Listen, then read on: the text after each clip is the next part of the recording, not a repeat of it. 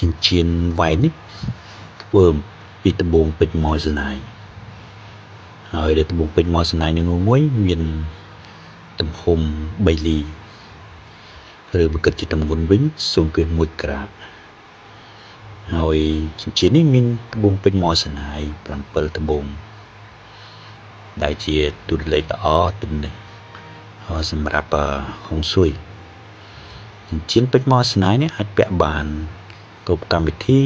ឬក៏ពាក់ប្រចាំថ្ងៃក៏បានដែរហើយត្បូងពេជ្រម៉ូសណាយគឺពាក់ទៅគឺដូចជាពេជ្រដែរដោយសារជួនកាលគេហៅអ្នកខ្លះគេហៅថាវាជាពេជ្រចិញ្ចឹម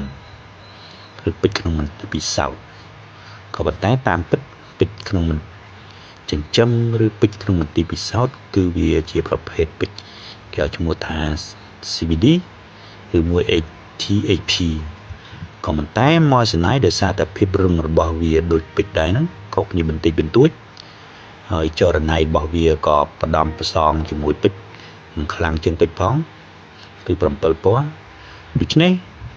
គឺភាគច្រើនអ្នក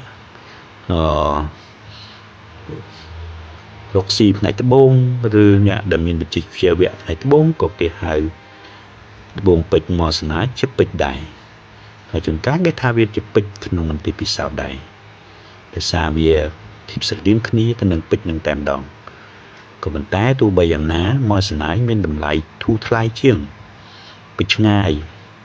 ហើយអាចពាក់ទៅដូចជាពេជ្រចឹងហើយចិញ្ចៀននេះគឺអាចពាក់បានទូទៅ